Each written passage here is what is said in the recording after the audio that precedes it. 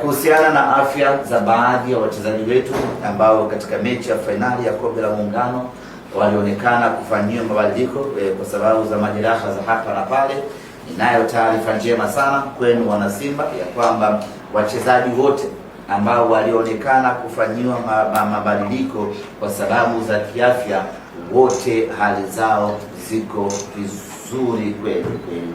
Wa kwanza alikuwa ni Anicet Oura ambaye alishindwa kuendelea na mchezo dakika ya 20 tu akafanyiwa mabadiliko, na mabadiliko aliyofanyiwa yalikuwa ni mabadiliko tiba ili aanze kutiliwa pale pale wakati mechi inaendelea, lakini asiendelee kujiumiza zaidi na kutengeneza jeraha kubwa zaidi.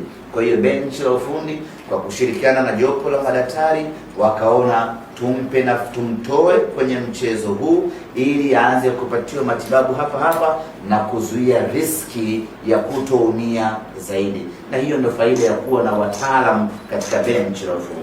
Kwa Anicet Oura akatolewa katika mechi hii ya finali, akaanza kupatiwa matibabu, na napozungumza nani hivi sasa Anicet Oura anaendelea vizuri kweli kweli, na matumaini yake ya kuwepo katika mchezo wa dabi yana asilimia kubwa kweli kweli. Cha kufanya ni kumuomba tu Mwenyezi Mungu aendelee kuimarisha afya yake ili tarehe 3 awe sehemu ya mchezo.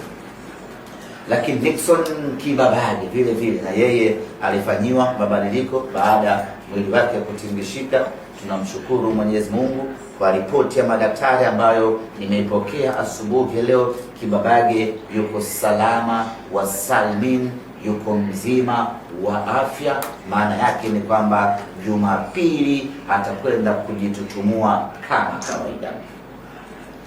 Yusuf Kagoma, ngoma ngumu, na yeye vile vile hakumaliza mchezo ule kwa sababu ya kuhofia kupata majeraha, kuhofia angeendelea kupata maumivu, maana alikuwa akisikia maumivu wakati mchezo unaendelea. Akafanyiwa mabadiliko ili kumwepushia kuumia zaidi, na yeye amepata matibabu kwa siku ya jana na anaendelea vizuri, na sasa yuko mazoezini akiendelea na programu ya mazoezi. Kwa hiyo hao pekee ndio ambao walikuwa na hati ya kuikosa Kariakoo Derby, lakini nipo hapa kuwathibitishia kwamba wachezaji hawa watatu na wengine wote ambao sijawataja afya zao ziko salama wa salmi na wako tayari kwa ajili ya Kariakoo Derby. Ndugu zangu wana Simba, tunakwenda kwenye mechi ya Kariakoo Derby.